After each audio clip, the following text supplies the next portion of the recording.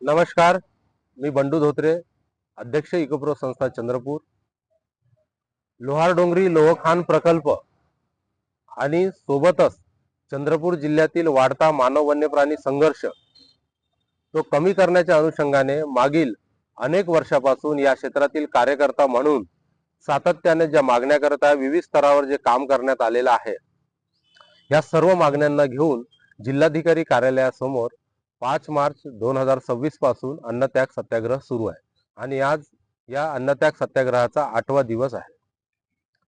आज आपल्या पुढे जे सर्व काही मागण्या आहेत त्या मागण्याच्या अनुषंगाने आज आपण मागण्या आणि मागण्यामागची भूमिका आणि त्याची गरज या अनुषंगाने चर्चा करणार आहोत. तर आपण आज थेट उपोषण मंडपामध्ये आहोत आणि यानंतर एवढ्या मोठ्या प्रमाणात संवाद करणं शक्य होणार नाही, या अनुषंगाने हा व्हिडिओ आपण तयार करतो आहे. आपणासही विनंती आहे की हा व्हिडिओ अगदी आपण समजून किंवा उपोषण मंडपाला आलात तर या डिटेलमध्ये तुम्ही समजून घेऊ शकता आणि या आंदोलनाशी जुळलेले अनेक लोकांना या मागण्यामागची भूमिका समजावी म्हणून आज विस्तृतपणे विवेचन करण्याचा हा प्रपंच आम्ही केलेला आहे.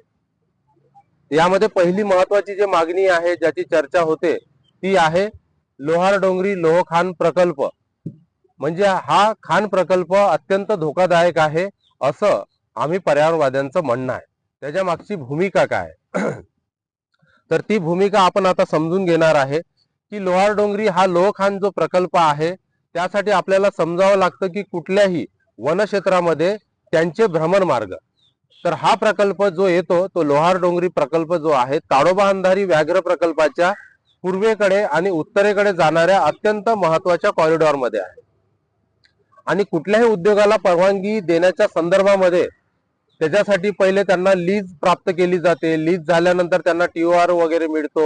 TOR मिळाल्यानंतर त्यांना EI एन्व्हायरमेंट इम्पॅक्ट असेसमेंट करावं लागतं, पब्लिक हिअरिंग घ्यावी लागते आणि या सर्व प्रक्रिया ह्या कंपनीच्या झालेल्या होत्या.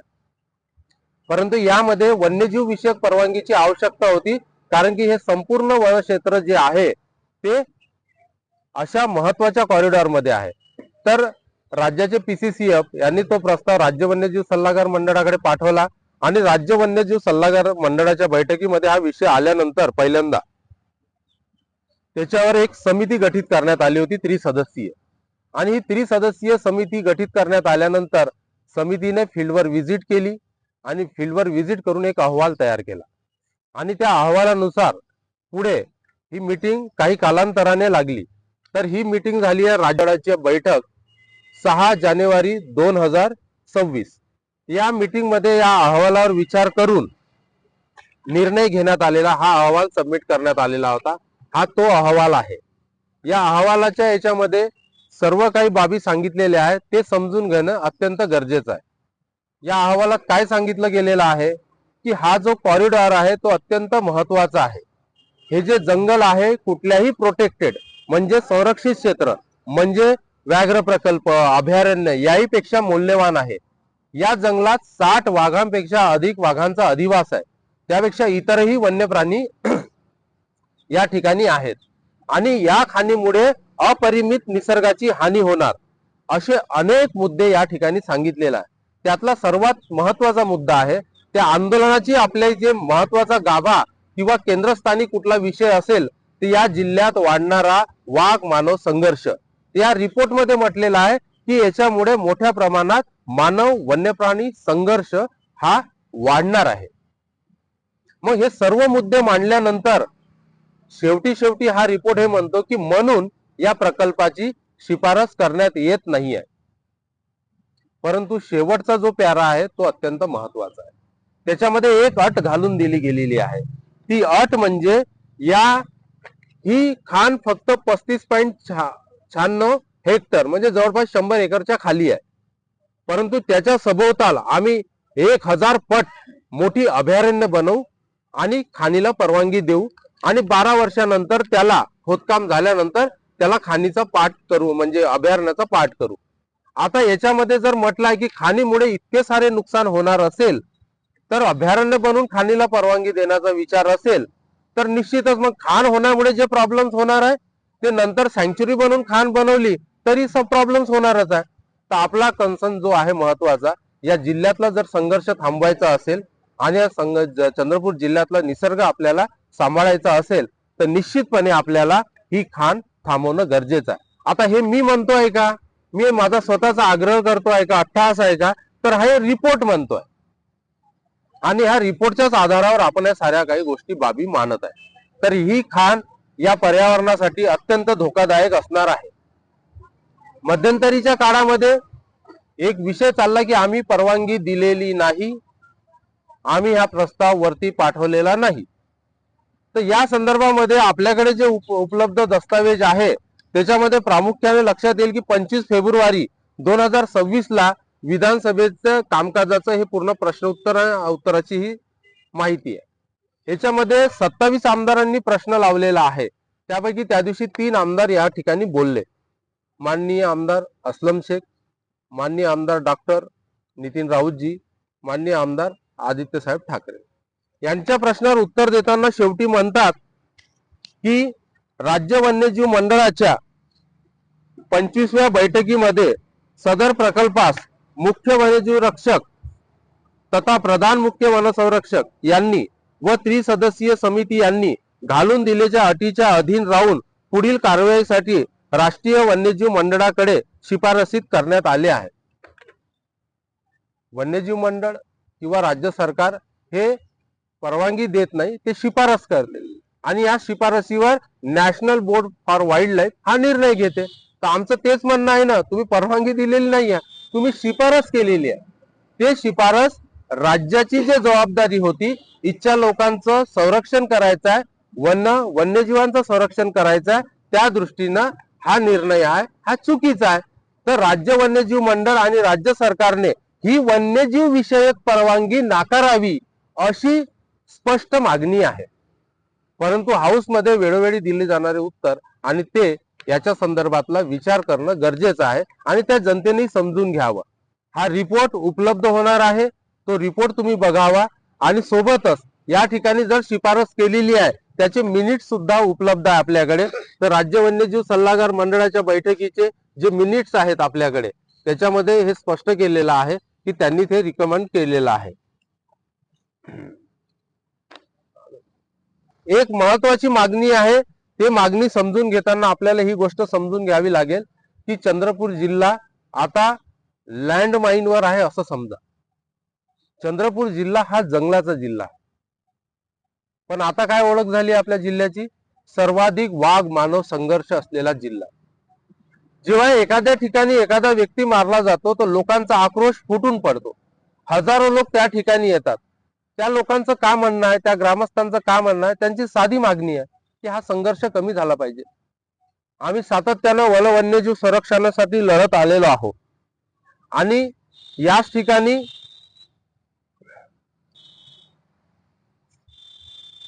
अदानी च्या विरोधातही लढा उभारला गेला आणि अशा प्रत्येक आंदोलनामध्ये एक आंदोलक म्हणून मी निमित्त मात्र असतो, पण ते जनतेचं आंदोलन होतं आणि जनतेच्या आंदोलनामुळे तो प्रकल्प नाकारला गेला. आता ही परिस्थिती होती, आजपासून 17 वर्षाआधी जंगल, वन्यप्राणी, वाघ याच्या संरक्षणासाठी लढत होतो.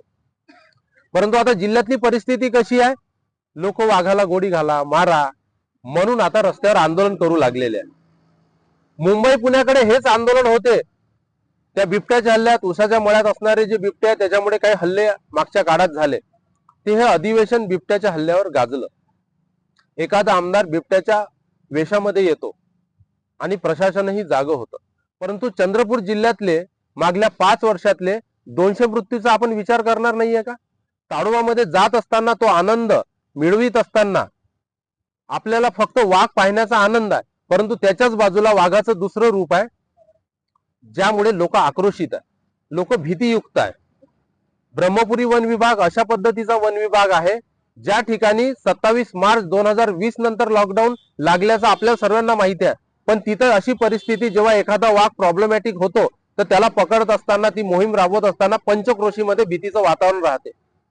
ज्याचं हातावर पोट आहे तो कामावर जाऊ शकत नाही, शेतकरी शेतावर जाऊ शकत नाही, मुलं शाळेत जाऊ शकत नाही. अशा एकंदरीत पद्धतीचा जर विचार केला तर एक भीतीयुक्त वातावरण आहे. तर जीवन जगण्याचा अधिकार आपल्याला हे सांगतं की सर्वसामान्य व्यक्तीला तो अधिकार देण्याचं काम हे शासनाचं आहे, राज्यकर्त्याचं आहे. पण भीतीच्या वातावरणामध्ये ती स्थिती शक्य होत नाही. आज जर ही स्थिती असेल तर पुढच्या काळामध्ये ही स्फोटक होणार आहे. आपल्याला वन्यप्राणी जंगल अत्यंत महत्वाचं आहे, तेवढंच इथं राहणारी लोकही सुद्धा महत्वाची आहे. कारण की याच लोकांनी हे जंगल वन्यजीव संवर्धन संरक्षण केलेलं आहे. तेव्हा सहजीवन प्रस्थापित होण्याच्या दृष्टीनं शासनाची भूमिका असली पाहिजे. गेल्या अनेक वर्षात आपण या अनुषंगाने प्रयत्न करतोय. चंद्रपूर जिल्ह्यातला हा संघर्ष कमी व्हावा म्हणून राज्य वन्यजीव मंडळाच्या बैठकीमध्ये हा निर्णय घेण्यात आलेला होता.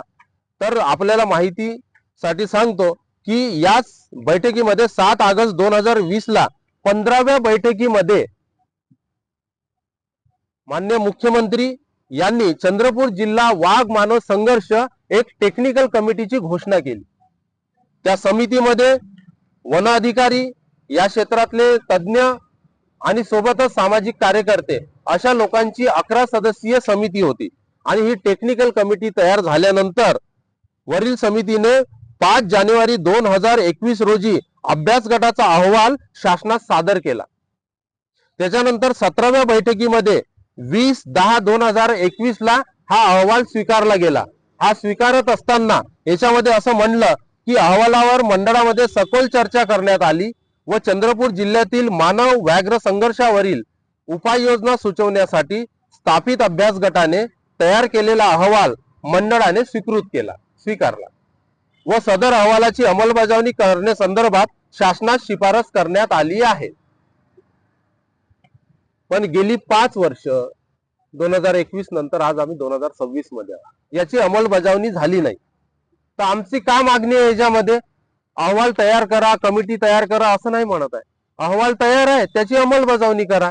कारण की याच्यामध्ये काही झोनेशन केलेलं आहे.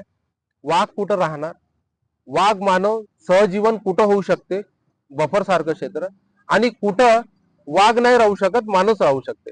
आज तुम्हाला माहिती असेल सीटीपीएचच्या ठिकाणी वाघ आहे, WCLच्या ओव्हरबर्डनवर वाघ आहे. मग एक भीतीचं वातावरण त्या ठिकाणी नागरी वस्तीमध्ये येत असेल, अर्बन पद्धतीचे वाघ तयार होत असेल, तर निश्चितच आपली ही महत्वाची जबाबदारी आहे की अशा साऱ्या सूचनांचं आपण पालन केलं पाहिजे. तर ही एक महत्वाची मागणी आहे. तर आता ह्या क्षेत्रात काम करतो म्हणून आपण या साऱ्या गोष्टी सांगू शकतो. याच्यातलीच एक मागणी आहे महत्वाची, ती आहे की चंद्रपूर जिल्ह्यातील जे काही रोड्स आहे, वनातून जाणारे रोड्स आहे, ते जर कॉरिडॉर मध्ये असेल तर त्या ठिकाणी मिटिगेशन म्हणजे वन्यजीव उपशमन योजना राबवायची असते. म्हणजे हे काय आहे, तर वन्य प्राण्यांसाठी अंडरपास, मनुष्यासाठी ओव्हरपास अशा पद्धतीचं बांधकाम करायचं. आपणास बऱ्यापैकी कल्पना असेल तर आता आपण 31 मे 2018 रोजी आपण पदयात्रा केलेली आहे. ही पदयात्रा करत असताना मूलवरून चंद्रपूर 45 किलोमीटर एक दिवसात आम्ही कार्यकर्ते चाललो. मागणी काय होती की या रोडचं बांधकाम करत असताना अंडरपासेस करा. आता हे सर्व आंदोलन झाल्यानंतर याच्यावर भूमिका जे मांडली गेली, तर सर्वात पहिली जी भूमिका आहे 2018च्या राज्य वन्यजीव सल्लागार मंडळाच्या बैठकीमध्ये हा विषय मांडला. तेव्हा मी सदस्य होतो या मंडळाचा, आणि सदस्य असताना हा विषय मांडल्यानंतर त्या ठिकाणी SBWL मध्ये हा निर्णय झाला की या कामासाठी निधी देण्यात येईल. सोबतच टाइम्स ऑफ इंडियाने एक बातमी कव्हर केली होती, त्याची दखल सुप्रीम कोर्टाच्या NGT बेंचने घेतली. याच्यातही काही दिशानिर्देश झालेले आहेत.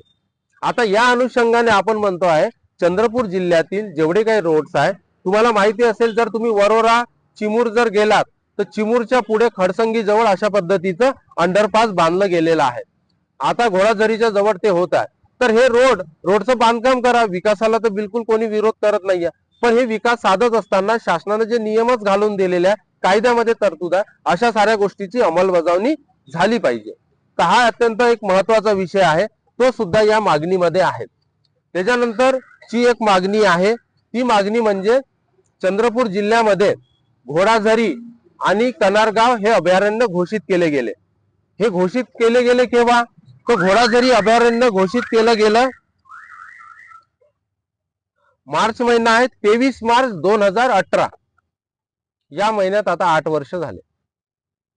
कनारगाव अभयारण्य घोषित केलं गेलं, 15 मार्च 2021 या महिन्यामध्ये त्याला 5 वर्ष पूर्ण झाले.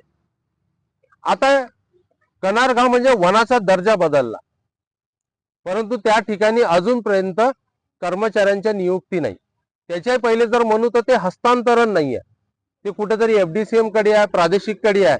त्याचं हस्तांतरण होते वन्यजीव विभागाकडे, पण अद्याप ते झालेलं नाहीये. म्हणून आता यासाठी आपण एक आंदोलन केलं होतं की कर्मचाऱ्यांची नियुक्ती करा, हे 2023च्या डिसेंबरमध्ये. परंतु याकडे आता प्रशासकीय बाब आहे, पण एवढा वर्ष जर कसं लागू शकते, हा आता विचार करण्यावाली गोष्ट आहे. त्याच्यानंतर महत्वाची मागणी आहे ती म्हणजे बिबट समस्या मुक्त ग्राम योजना. आता ही योजना काय, तुम्हाला कल्पना असेल, शेतकरी, ग्रामस्थ हे लोक जेव्हा जंगलात जातात तेव्हा वाघाकडून हल्ल्यात मरतात. अनेकांची जंगलावर निर्भरता आहे. आता मोहाचा सीझन येईल, त्यानंतर तेंदूचं काम होईल, तर त्यासाठी जाणाऱ्या गुराखी जातात, तर सर्वाधिक लोक वाघाच्या हल्ल्यात मरतात. पण तुम्हाला कल्पना आहे की दाट जंगलात न जाता जेव्हा बिबट थेट गावात येतो आणि बिबट्याकडून होणारे हल्ले हे गावात होतात. आता बिबट्या हा ठीक आहे, तर आपण बघितलं असेल चंद्रपूर जिल्हा सिंदेवाही तालुका, या सिंदेवाही तालुक्यातलं गडबोरी गाव सातत्यानं बिबट्याच्या हल्ल्याच्या संदर्भात पुढे येतं. बिबट्या गावात आल्यानंतर आईच्या कुशीतलं 9 महिन्याचं बाळ, एखादी म्हातारी, आता अलीकडे अजून एक मुलगा, तर बिबट्या गावात येतो तरी कशाला? जंगलातला प्राणी बिबटे वाढले म्हणून? तर याचं उत्तर आहे तसं नाहीये.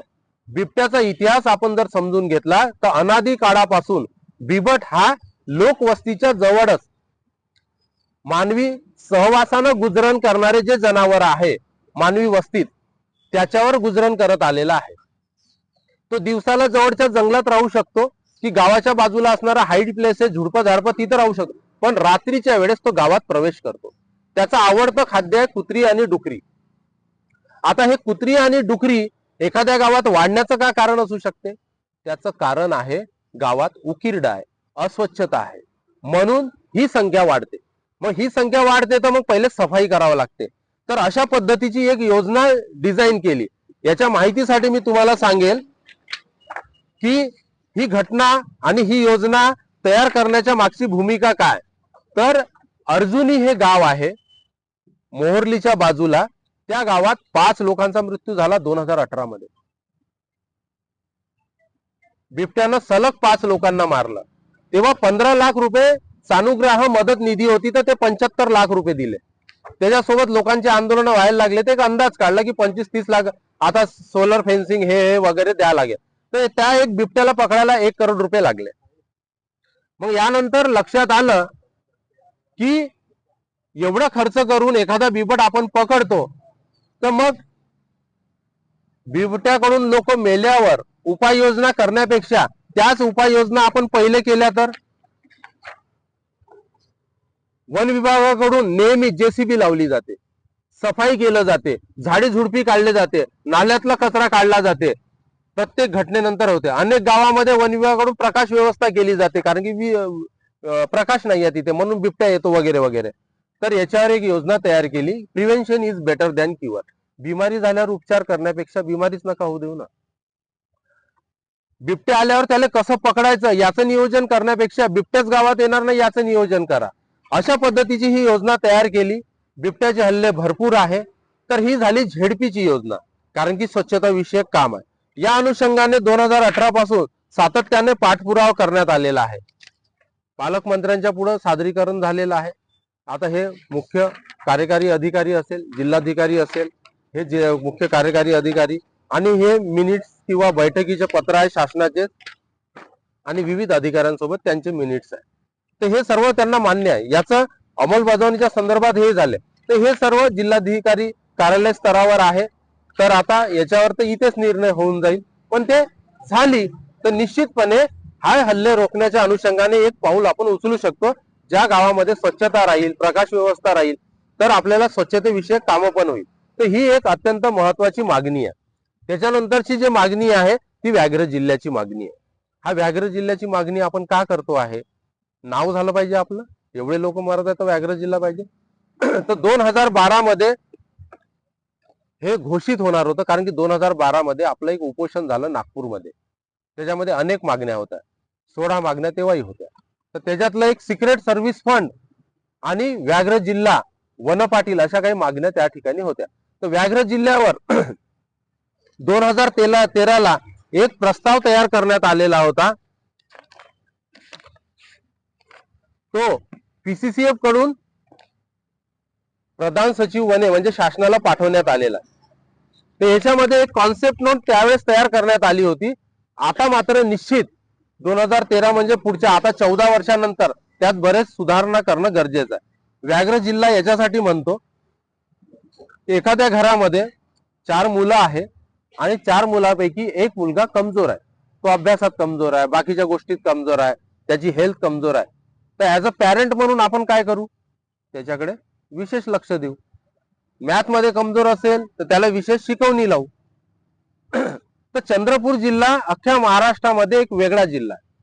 वन विभागाचे जर सर्कल पाहिले आपण, तर चंद्रपूरचं वन विभागाचं जे डिव्हिजन आणि डिव्हिजनच्या वरती वनवृत्त सर्कल असते, हे असे 11 सर्कल आहे राज्यामध्ये. 11 सर्कल पैकी चंद्रपूर जिल्हा एक सर्कल आहे.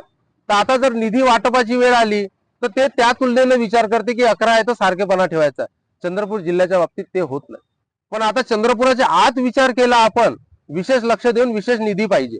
व्याघ्र जिल्हा एक असं स्टेटस आहे ज्याच्यामुळे निधी वाटपाच्या वेळेस ध्यानाकर्षण होईल आणि ह्या जिल्ह्याला वेगळी बाब म्हणून आपल्याला निधी द्यावा लागेल.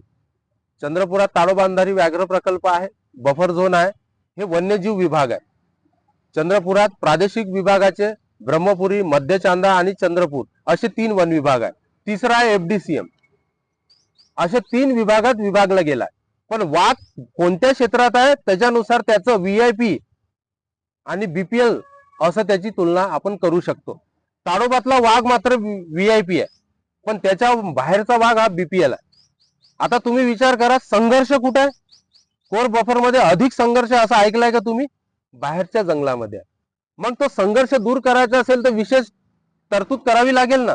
पण त्या पद्धतीनं संसाधन, निधी याची मात्र नेहमी कमतरता राहते.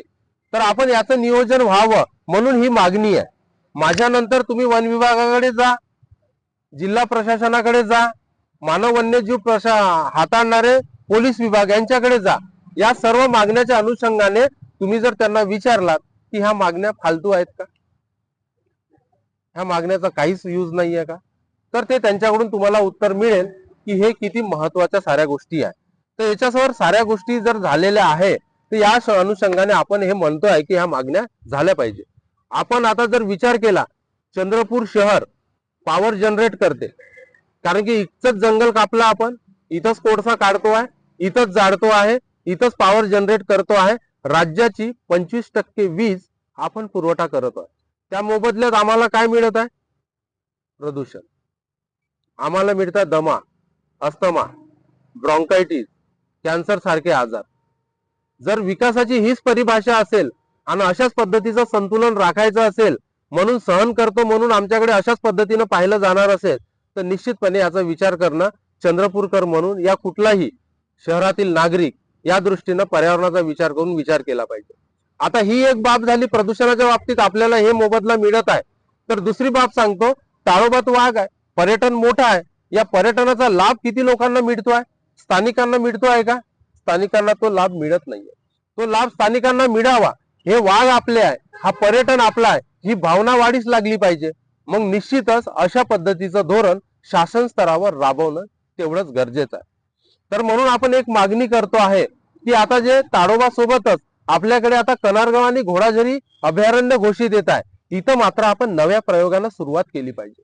जे काही पर्यटक इथं येतात त्या पर्यटकापैकी 50 पर्यटकांना सफारीची बुकिंग तेव्हाच मिळेल जेव्हा हे लोक community resort, community homestay, community Gypsy याचा वापर करतील.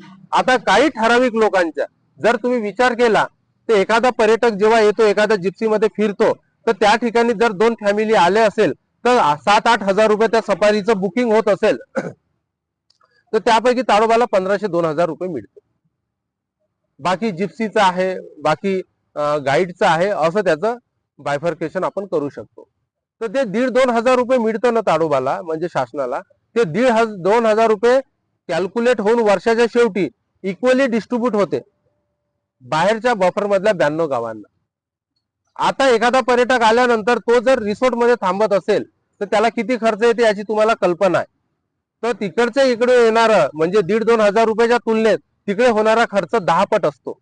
म्हणजे आता या दिवसामध्ये एरोनी येते, एरोनी चारं वगैरे, चारं बोरं, म्हणजे एरोनी चारं बोरं आम्हाला आणि तिकडे टरबुजा सारखे मोठे लाभ तिकडे. तर आम्ही म्हणत आहोत की हा लाभ तुम्ही गावापर्यंत आणा.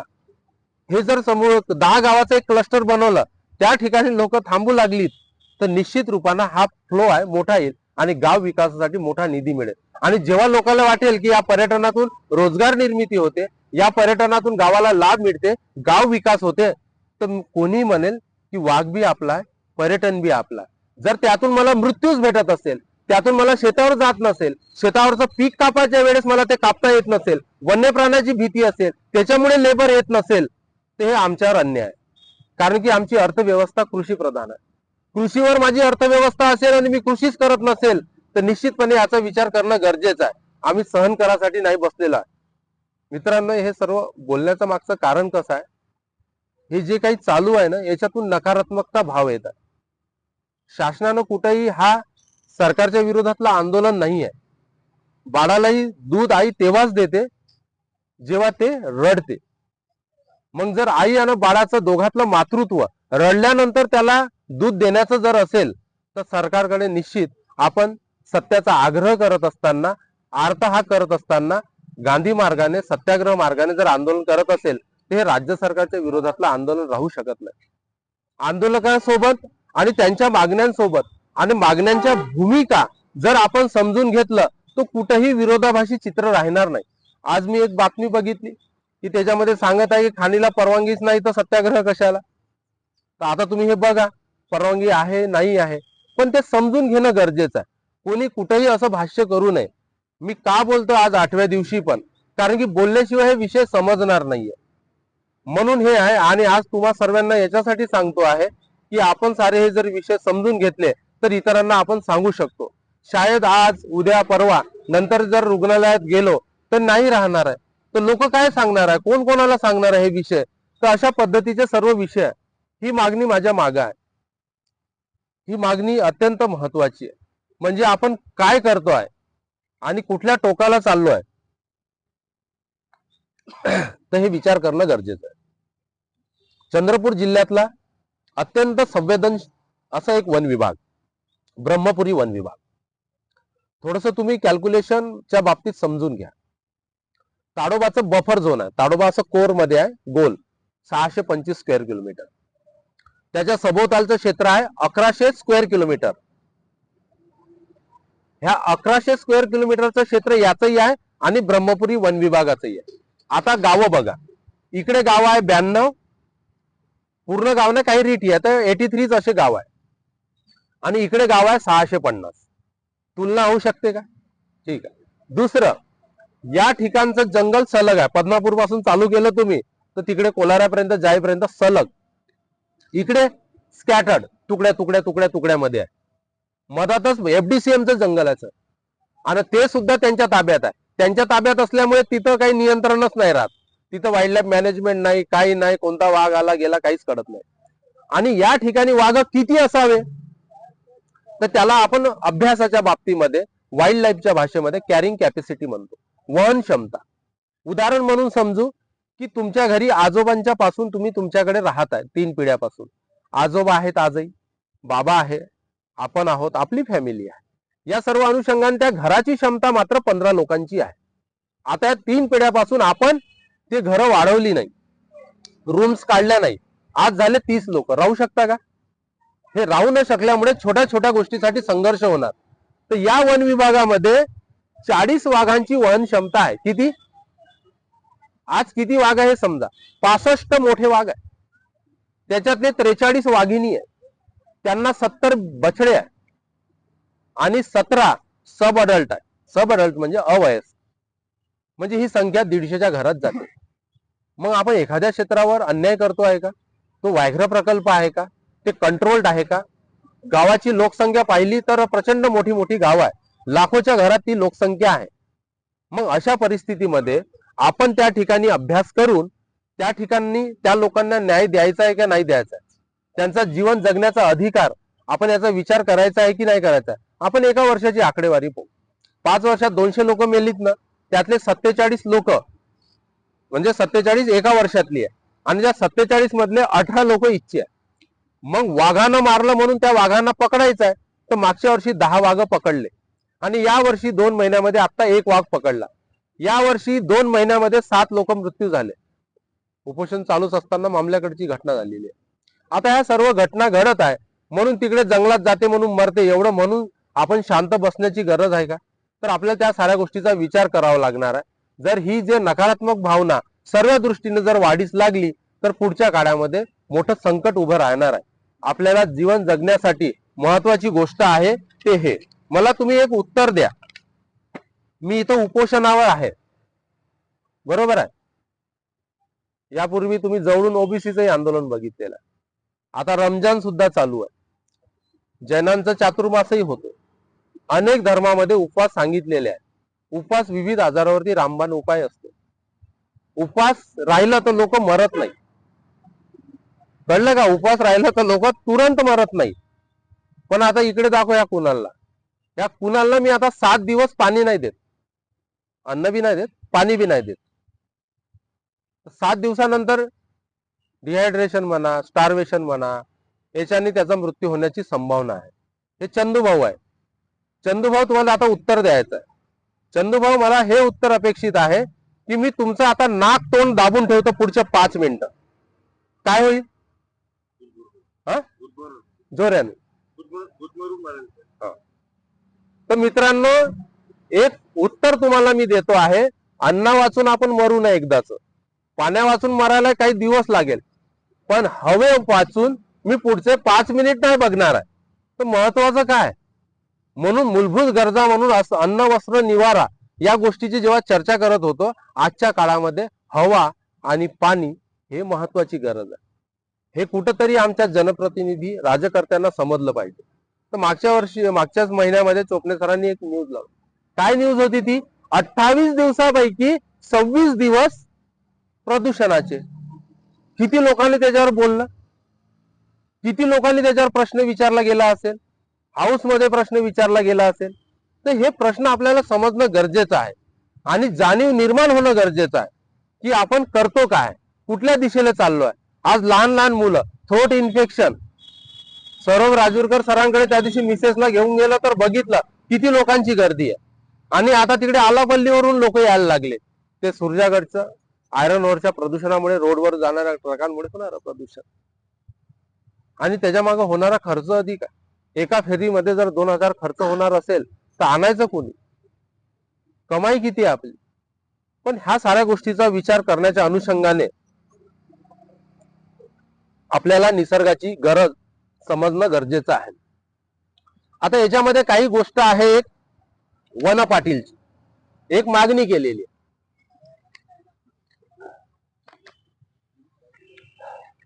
पोलीस पाटील हा प्रकार माहिती आहे.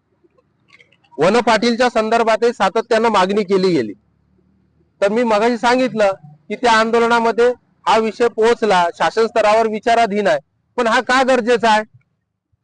जेव्हा जंगलात म्हणजे पोलीस रिलेटेड क्राईम, गुन्हा काही घडलं तर त्या गावात गेल्यानंतर त्यांचा हक्काचा माणूस राहते पोलीस पाटील. तो त्यांना सर्वस्वी जबाबदारी दिलेली आहे, तो मदतही करतो. पण वनाशी रिलेटेड काही झालं तर काहीच नाही, आपल्याकडे माणूसच नाही.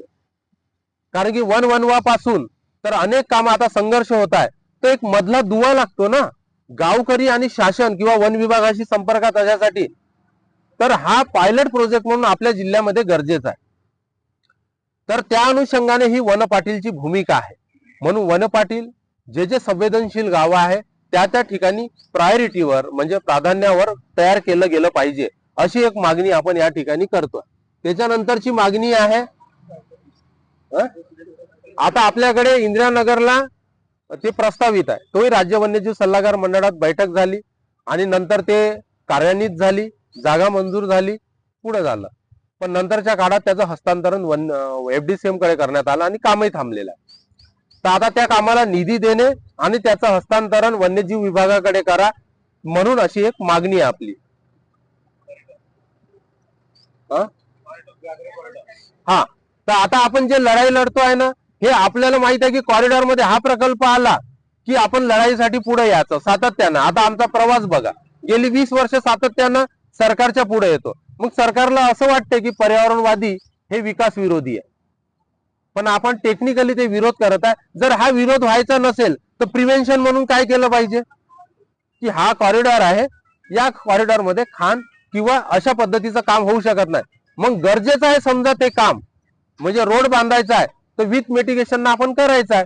एक चांगला या जिल्ह्याचं मॅपिंग आपण केलं पाहिजे, म्हणजे कॉरिडॉर मॅपिंग केलं पाहिजे असं मागणी आहे. आता तुम्हाला माहिती आहे एक मागणी आहे शेतपीक नुकसानाची. तर आपल्या जिल्ह्यातील शेतकरी बांधवांना याची जाणीव आहे. जेव्हा वन्य प्राण्यांकडून शेतपीक नुकसान होते याची पार्श्वभूमी समजा, आपला शेतकरी हवाल दिलाय, सातत्याने अस्मानी आणि सुलतानी संकटाचा सामना तो करत असतो. कधी वेळेवर खत, बी बियाणे, कर्ज हे मिळत नाही. एवढ्या संकटातून पीक उभं राहिलं तर अस्मानी संकट येते. कधी ओला दुष्काळ, कधी सुका दुष्काळ. याच्यातून पीक उभं राहिलं, हाताशी येण्याची वेळ आली तर रानडुक्कर, वन्य प्राणी शेतात येतो आणि उभं पीक नष्ट होते. अशा स्थितीमध्ये त्या पिकाचं संरक्षण व्हावं आणि सोबतच जर नुकसान झालं तर त्याची उपाययोजना अत्यंत सोपी असावी. सर्वात पहिले वन विभाग किंवा शासनासोबत लोकांचा जो संघर्ष येतो तो शेतपीक नुकसानापासून सुरू होतो. तो अर्थार्जनाशी जुडलेला आहे. पण त्याची पंचनामा करत असताना त्याच्यामध्ये 3 विभाग आवश्यक आहे. एक महसूल विभागाचा तलाठी, कृषी विभागाचा कृषी सहाय्यक, वन विभागाचा वनरक्षक. एवढी जटिल प्रक्रिया न ठेवता या टेक्निकल कमिटीच्या रिपोर्ट मध्ये सुद्धा ही मांडणी केली आहे. ही मांडणी केली आहे की हे कुठल्याही एका विभागाकडे असावं. शासनाने याच्यावर विचार करावा आणि शेतकऱ्यांना शेतपीक नुकसानाची प्रक्रिया सोपी व्हावी. तुम्हाला ह्या मागण्याच्या अनुषंगाने समजत असेल तर एकच गोष्ट आहे, जर याचा सार काढला तर मानव वन्य प्राणी संघर्ष, मानव वन्य प्राणी संघर्ष, मानव वन्य प्राणी संघर्ष म्हणजे माणसाले मारणं नव्हे. मानव वन्य प्राणी संघर्ष म्हणजे त्यांना शेतपीक नुकसान झालं तरी होय.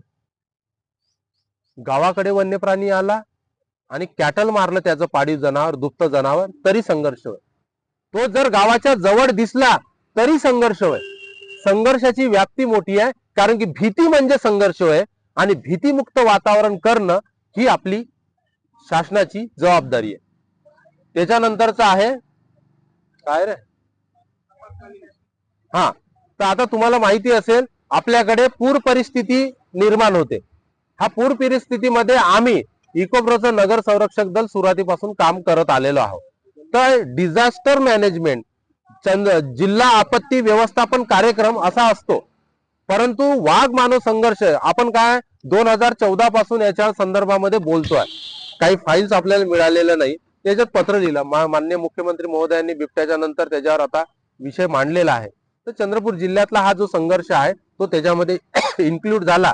तर फक्त वन विभाग नाही तर इतर विभागाचा पण त्याच्यामध्ये रोल आहे. एखाद्या ठिकाणी लॉ अँड ऑर्डर सिच्युएशन निर्माण झाली तर त्या ठिकाणी 144 कलम लावावं लागते. हे महसूल विभाग लावतं.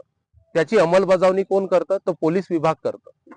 तर वन विभाग त्या पद्धतीने त्या ठिकाणी काम करू शकते. संघर्षाच्या काळामध्ये विविध विभागाची गरज पडू शकते. तर या अनुषंगाने हा विषय अत्यंत महत्वाचा आहे, म्हणून त्याचं इन्व्हॉल्वमेंट करावं असं म्हणणं आहे. हा, कॉरिडॉर मॅपिंग सांगितलं मी.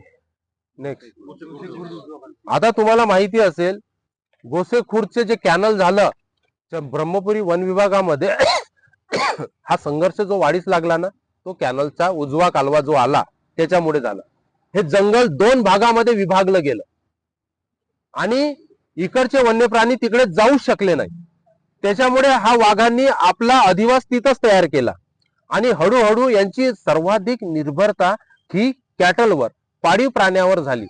त्या भागातले सर्वाधिक भाग आपल्या लोकल भाषेमध्ये आपण म्हणू त्याला ढोरखाया वाघ म्हणतो, त्याला कॅटल लिफ्टर म्हणतो. आणि त्यांना मोठ्या प्रमाणात प्रे मिळायला लागलं, कॅटलवर निर्भरता वाढली, तर सपाट्याने यांची संख्या सुद्धा वाढली. तर तो त्याच्यासाठी अंडरपास ओव्हरपास पाहिजे, म्हणजे सॉरी ओव्हरपास पाहिजे. आता हे ओव्हरपासच्या ठिकाणी सातत्याने वन विभागाचं, जलसंपदा विभाग जे असं इरिगेशन त्यांच्यासोबत चालू आहे.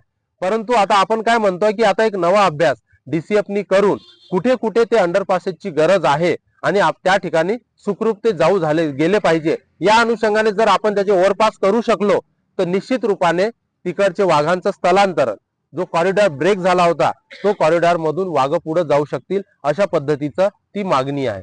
आता अलीकडे वन्यप्राणी पडले, त्याच्या पूर्वी पण पडल्या, पण तो कॅनल खूपच डाऊन आहे.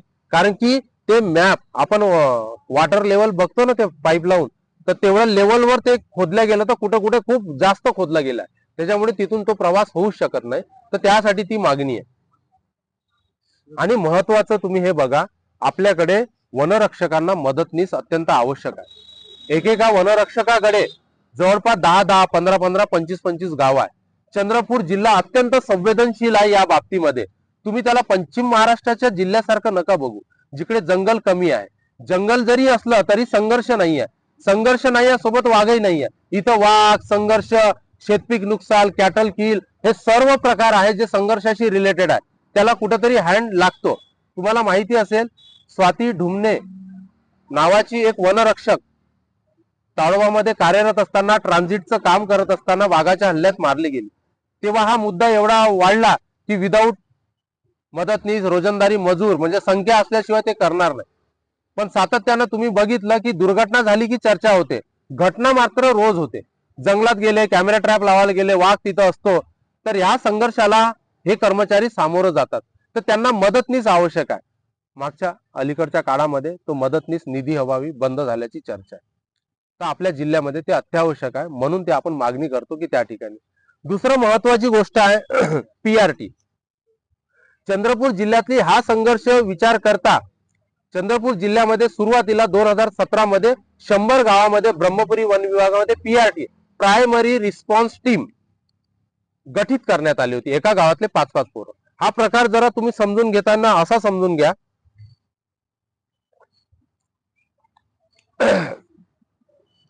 की एखादा अपघात झाला रस्त्यावर, तर तो रुग्ण जखमी असेल तर त्याच्यासाठी पहिला तास आहे ना, त्याला गोल्डन ओव्हर म्हणतो. या काळात तर त्याला ट्रीटमेंट मिळाली, फर्स्ट एड मिळाली, तर त्याला रुग्णाला वाचवता येते. तशाच पद्धतीने एखाद्या गावात कुठला संघर्ष उद्भवला, एखादी घटना झाली, ॲनिमल आला, त्यावेळेस फोन लावून वन विभागाला, कर्मचाऱ्याकडे किती गाव आहे तुम्हाला सांगितलं, त्यांच्याकडे अजून किती काम आहे सांगितलं, तर तो रिस्पॉन्स टाइम कमी होता, उशीर होत होता. त्यासाठी ही संकल्पना आली, एका गावातले 5 पोरं की तात्काळ जाणार. आपण जेव्हा काम केलं तेव्हा आपण त्यांचं ट्रेनिंग पूर्ण करून दिलं. वन विभागाच्या या पूर्ण 500 पोरांचं मी ट्रेनर राहिलेला. आम्ही ज्या पद्धतीनं काम करतो निस्वार्थ भावनेनं, कोणालाच काही भेटत नाही, ती ग्रामरक्षक दलाची वंदनीय राष्ट्रसंत तुकडोजी महाराजांची संकल्पना. त्यानुसार गावात कुठलीही घटना झाली, कुठलंही संकट आलं तर युवकांनी पुढे गेलं पाहिजे, ती संकल्पना घेऊन हे 3 वर्ष पोरांनी फ्री मध्ये आपलं योगदान दिलं. त्यांना युनिफॉर्म होतं, साहित्य होतं. पण नंतरच्या काळामध्ये 2020 मध्ये बफर झोन मध्ये ही संकल्पना राबवली गेली 32 गावात. त्यांचं ट्रेनिंग मी केलं, पण त्यांना 1000 रुपये मानधन सुरू झालं. मग मानधन सुरू झाल्याबरोबर मग आम्ही कोणतं पाप केलं, आम्हाला मानधन नाही. मग काही गावात त्यांना मानधन सुरू केलं. आजच्या मितीस हे मानधन वाढत असताना इकडे 2500 झालेला बफर झोन मध्ये, तिकडे मात्र कधी दिलं कधी नाही दिलं, निधीची तरतूद नाही. तर आता ही मानव वन्य प्राणी संघर्षाच्या दृष्टीनं त्याच गावातले नाक कान डोळे जर असेल तर याच्यावर स्थितीवर नियंत्रण आणता येते. म्हणून ह्या पीआरटीला रेग्युलर मानधन होणं अत्यंत गरजेचं आहे. तर त्यासाठी आपण मागणी करतोय पीआरटी साठी की हे मानधन दिलं गेलं पाहिजे आणि रेग्युलर पीआरटीनं हे भेटावं. बफर मध्ये काऊन दिलं जाते माहिती आहे का, ते ताडोबाचा वन्यजीव विभाग आहे, तिथं पैशाचा फ्लो आहे. मगाशी बीपीएल व्हीआयपी वगैरे प्रकार सांगितला, त्या पद्धतीने तिथं निधी मिळते, बाहेर मिळत नाही. मी म्हणत आहे की तुम्ही एका चष्म्यातून या जिल्ह्याला पहा, प्रत्येक क्षेत्राला पहा, प्रत्येक गावांना तुम्ही पहा आणि एक सूत्रता आणा. तुम्ही जे लढा देताय, माझ्या सोबतीला उभे आहे, तर हा लढा मी लढतोय असं नका समजू. मी फक्त निमित्त मात्र आहे. लढा उभारला नसता, मी इथं उभं झालो नसतो, तर शायद तुमच्या सोबत एवढी चर्चा केली नसती. चंदू भाऊ, जामदार सर, अनिल भाऊ, मला हे सांगा डेरकरजी, मी बोलवल्यानंतर हे ऐकायला तुम्ही आले असते का? बिलकुल नाही आले असते. पण सत्याग्रहाचं प्रयोजनच असं असतं की एका ठराविक वेळेला लोक केंद्रित होतात. पूर्वी लहानपणी आम्ही भिंगानं कागद जाडायचो, ऊर्जा केंद्रित करतो. तर चंद्रपूर शहर जिल्ह्यातली ही जी ऊर्जा, सकारात्मक ऊर्जा आहे, ती ऊर्जा केंद्रित करण्याचं हे केंद्रस्थान आहे. उपोषणाचं हे निमित्त आहे. काही लोकांना वाटत आहे लोहार डोंगरी एवढाच विषय आहे, तर लोहार डोंगरी हा विषय नाहीये. तर चंद्रपूर जिल्ह्यातील वाघ मानव संघर्ष ज्याची तीव्रता वाढलेली आहे, ती तीव्रता कमी करण्याच्या अनुषंगाने हे आपलं आंदोलन आहे. तर तुम्हा सर्वांना समजलं असेल की आपल्या जिल्ह्यातला जो संघर्ष आहे तो दूर करण्याच्या अनुषंगाने आणि भविष्यातील पर्यावरण संवर्धनाच्या दृष्टीने जी वज्रमूठ पुढच्या काळात तयार करायची आहे, त्या दृष्टीने तुमची आमची गरज आहे. म्हणून इथं उपस्थित सर्व, त्या सर्वांना आपण दाखवून द्यावं. इथं उपस्थित सर्व आणि यासोबतच व्हिडिओ बघणारे सर्व लोक, या सर्व लोकांना माझी आर्त हाक आहे. उपोषणाचा 8वा दिवस आहे. निश्चितपणे मी उपोषण पुढे जाणार आहे आणि या उपोषणासोबतच आपल्याकडे ज्या मागण्या आहेत त्या मागण्याच्या अनुषंगाने आपण सुद्धा पाठपुरावा केला पाहिजे. आपल्या स्तरावर जे जे बनतं ते केलं पाहिजे. यातलं महत्वाचा ऍक्शन कार्यक्रम आहे तुमच्यासाठी, चंद्रपूरकरांसाठी.